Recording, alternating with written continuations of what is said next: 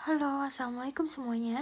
Welcome Juruk di seri Bedah Tuntas Grammar A1 sampai A2.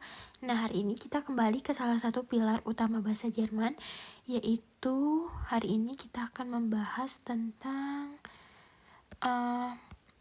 unbestimmte Artikel, negation artikel, dan juga possessive artikel. Terus di sini juga ada integration artikel. Oke, kita belajar dulu hari ini pengulangan A1 sama A2 yang was for ein, oke? Nah, untuk yang pertama di sini bagian 1 yaitu ada unbestimmte Artikel dan juga Negationsartikel. Nah, di sini ya. Terus oke, kita mulai dari tabel paling di atas di situ ya. Ini adalah rangkuman lengkap dari perubahan bentuk untuk unbestimmte Artikel, yaitu ein, eine. Terus juga ada negation artikelnya itu kein oder keine. Ein, eine. Kalau negation artikelnya kein, keine. Nah, anggap tabel ini sebagai peta DNA dari semua anggota keluarga ein. Jadi siapa saja keluarga ein ini gitu ya. Dan bagaimana polanya. Oke. Nah, jadi di bagian nominatif atau subjek, bentuk dasarnya itu ein gitu di bagian maskulin. Dan di bagian maskulin ini pakainya kein. Jadi das ist ein Mann oder das ist kein Mann gitu. Untuk bagian netral atau netrum, di sini bagian subjeknya das ist ein dan juga kein Kind, das ist ein atau das ist kein Kind gitu. Untuk bagian feminin itu pakainya eine gitu. Dan juga untuk keine jadi keine di bagian nominatif ya. Gitu. Nah, untuk plural sendiri dia nggak ada eine-nya jadi strip di sini. Pakainya langsung keine-nya aja. Jadi plural tetap ada keine-nya tapi tidak ada eine-nya gitu. Nah, lalu kita lihat di sebelahnya itu ada objek akusatif atau objek langsung. Jadi yang berubah hanya bagian maskulin. Di situ kita lihat ya, maskulin itu berubah jadi dari ein jadi einen. Terus dari kein jadi keinen. Kalau yang lainnya itu semuanya sama, ein juga, kein juga, eine keine. Terus bagian plural tetap tidak ada einennya, terus keine-nya tetap seperti ini. Jadi yang berubah hanya di bagian si maskulin akusatif gitu. Nah, kalau bagian datif ini adalah objek tak langsung. Dan semuanya itu kalau datif itu pasti berubah semuanya. Jadi einennya itu berubah jadi einem di bagian maskulin jadi einem, terus keinem, bagian netral jadi einem, keinem.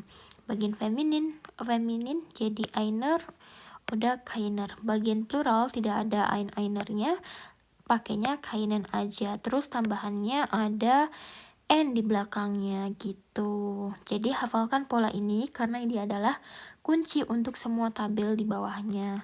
Oke, kita lanjut ke bagian possessive article menerapkan DNA dari ein itu gitu. Nah, kita lihat bagaimana DNA tadi bekerja pada possessive article atau possessive article itu apa? Kata ganti kepemilikan.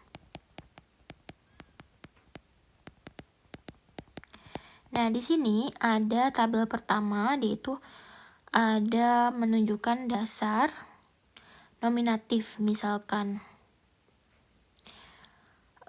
di sini ya untuk possessive article nominatif, pilih kata dasarnya sesuai pemiliknya, misalkan yang ich. Terus ich jadinya kalau maskulin jadinya mein gitu, mein Sohn.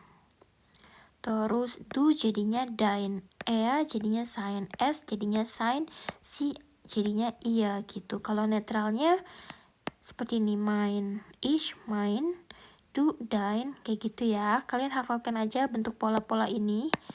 Maskulin, netral, feminin, kayak gitu ya. plural. Ini juga harus dihafalkan gitu. Lanjut ke tabel berikutnya, yaitu possessive artikel, nominatif, akusatif, undatif. Nah, di sini kita akan melihat lagi bagaimana penggunaan maskulin, netrum, atau netral, juga feminin, dan juga di plural kayak gitu di bagian nominatif dan akusatif dan juga datif.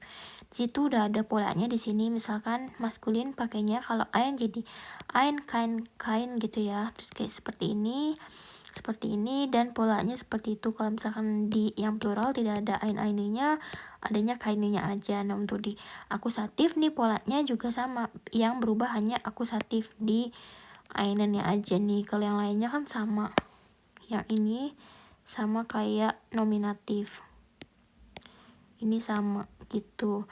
Kalau yang datif semuanya polanya berubah gitu, dan ini juga berlaku pada pola possessive artikel atau kata ganti kepemilikan. Kalian lihat di sini, kalau ini kan mein Hund, mein Kind, meine Mutter, meine Eltern. Di bagian akusatif di sini yang berubah juga hanya bagian akusatif bagian maskulin. Jadi meinen Hund. Kalau yang lainnya sama, ini mein Kind jadi mein Kind juga, meine Mutter juga, meine Eltern juga sama. Nah, di bagian datif ini semuanya berubah ya, karena ada akhirannya. Meinem Hund, meinem Kind, meiner Mutter, meinen Eltern gitu. Jadi seperti itu ya teman-teman. Nah, polanya itu sama-sama seperti ein dan keine. Jadi pola di possessive article ini. Contohnya gimana? Misalkan ich sehe meinen Hund.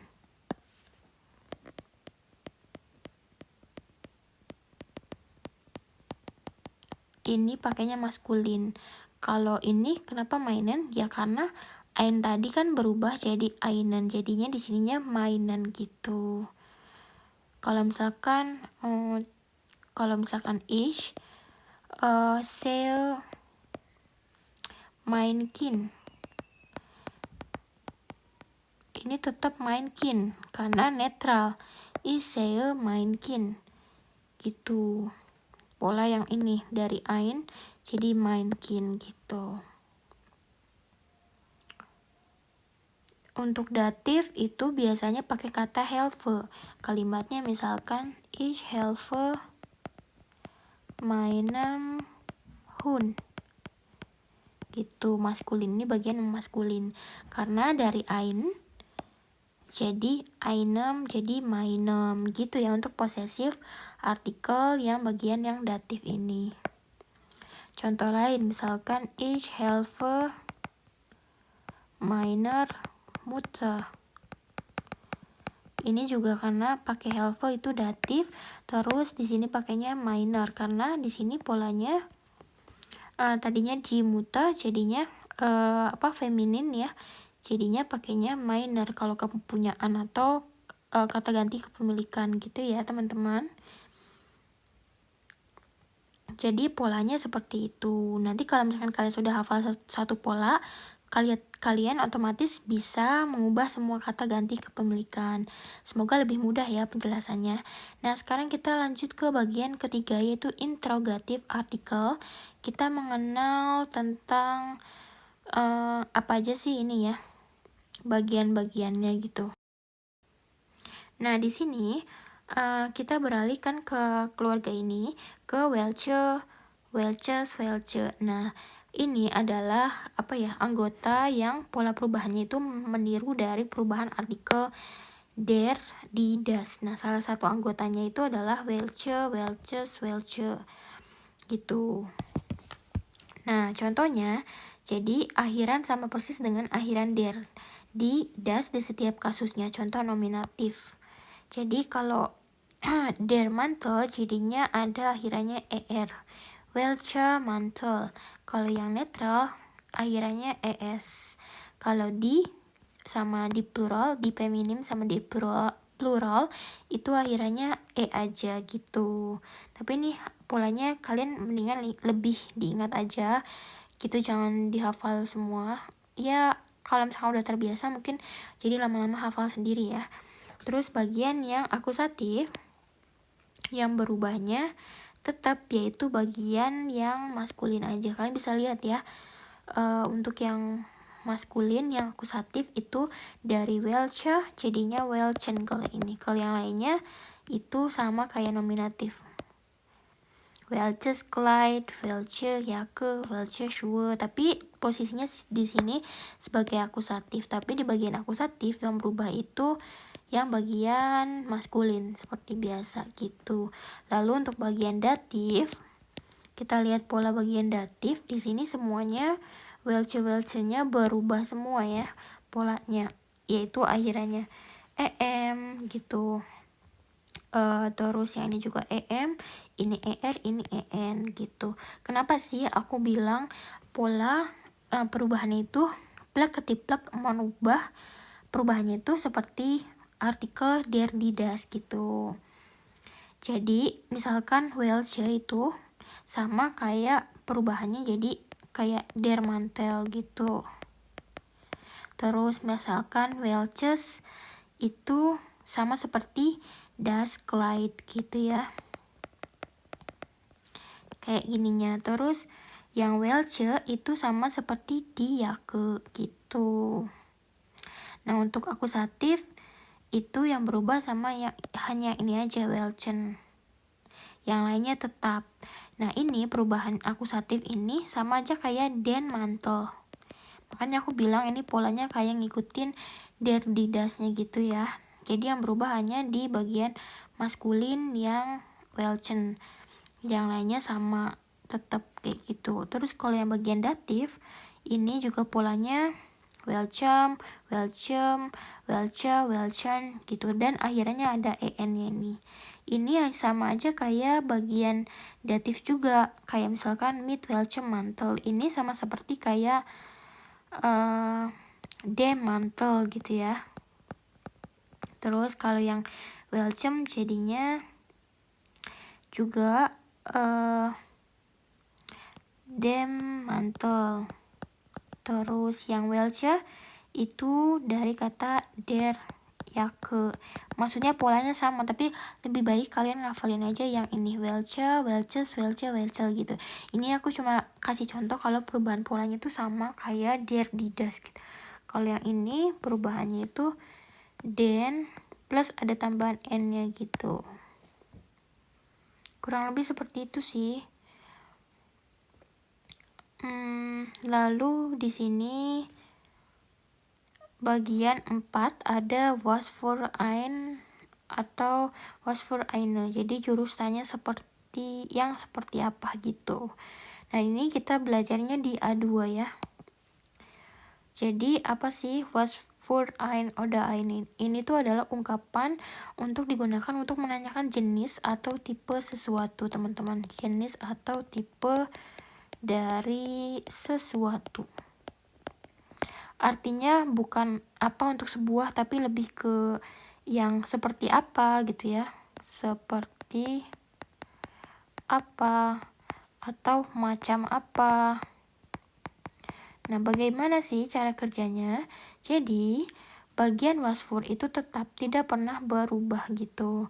Nah, bagian eine-nya ini mengikuti berubah gitu ya, berubah atau dideklinasi mengikuti gender, terus jumlahnya, terus dan kasusnya. Dan kasus dari kata benda yang ditanyakan. Persis seperti kayak tadi kita belajar artikel ein, eine biasa gitu. Nah, di sini kita lihat tabelnya. Di situ bagian yang nominatif.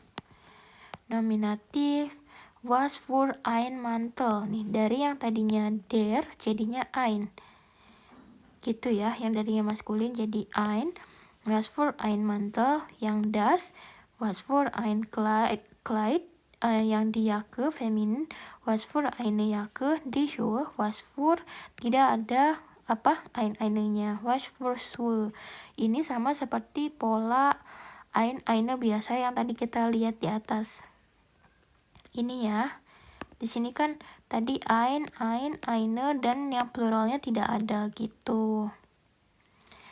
Lalu jadi maksudnya was für ein Mantel itu artinya mantel seperti apa gitu.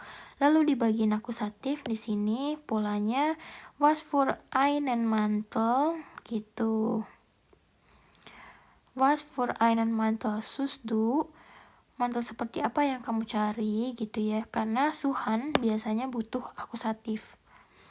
Dan di sini perubahannya jadi einen ya. Was für einen Mantel suchst du gitu. Terus ini polanya ini hanya maskulin aja nih yang berubah jadi einen. Kalau yang ini netral, terus feminin, sama yang plural itu tidak ada perubahannya di bagian akusatif, hampir sama semuanya kayak di nominatif. Lalu untuk bagian datif itu mit was für einem Mantel, mit was für einem Kleid, mit was für einer Jacke, mit was für Schuhen gitu. Nah ini perubahannya juga berubah semua kalau bagian datif gitu, jadi einem, einer gitu. Terus kalau yang plural tetap tidak ada einernya, tapi dia ada tambahan belakangnya itu n gitu. Jadi untuk plural, karena n tidak punya bentuk plural, maka hanya menggunakan was für-nya aja nih ya teman-teman. Was für Schuhe tragst du misalkan gitu. Tragst du, was für Schuhe tragst du, sepatu seperti apa yang kamu pakai. Mit was für Schuhen gitu, di situ contohnya. Nah, di situ ini die Antwort auf Fragen mit was für eine hat meistens den unbestimmten Artikel. Jawaban dari pertanyaan was für oder was für eine biasanya menggunakan artikel unbestimmte Artikel eine gitu. Karena kita tidak menjawab tentang jenisnya. Bukan benda yang spesifik. Di situ ya, was für, contohnya was für ein Filmprojekt mochten Sie gern mal übersetzen. Proyek film seperti apa yang ingin Anda terjemahkan gitu kan. Ini artinya. Lalu jawabnya am liebsten eine romantische Komödie mit Bradley Cooper. Paling suka sebuah komedi romantis. Jadi kita menjawabnya biasanya pakai eine nih gitu. Karena kita menjawab tentang jenisnya, bukan benda yang spesifik. Jadi ya ini buat menjawab jenisnya aja, tapi bukan menjawab tentang spesifiknya gitu. Oke teman-teman, alhamdulillah mari kita lihat hari ini kita udah belajar apa. Jadi sebagian besar kita udah belajar tentang unbestimmte artikel dan juga negation artikel, polanya seperti apa, juga possessive artikel, kata ganti kepemilikan gitu ya, dan juga ada possessive artikel untuk nominatif, akusatif, dan juga datif gitu. Lalu kita udah belajar juga di sini interrogatif artikel, welche, welches, welche. Polanya kalian mending dihafal aja, maksudnya sering dibiasakan jadi lama-lama hafal gitu. Terus kita udah belajar was für ein, eine. Ini gunakan untuk bertanya jenis atau macam apa. Nah, bagian was für-nya tetap dan bagian eine-nya yang berubah itu sesuai kasusnya, bisa nominatif, akusatif, atau datifnya. Terima kasih sudah belajar bareng Nisha di hari ini. Kalau ada pertanyaan, jangan ragu untuk tulis di kolom komentar. Semoga materi kali ini bermanfaat dan dapat berguna buat kalian yang lagi belajar bahasa Jerman level A1 sampai A2. Jangan lupa like, subscribe, dan komen. Vielen Dank fürs Zuschauen. Sampai di episode berikutnya. Sampai jumpa di episode berikutnya. Tschüss. Wassalamualaikum warahmatullahi wabarakatuh.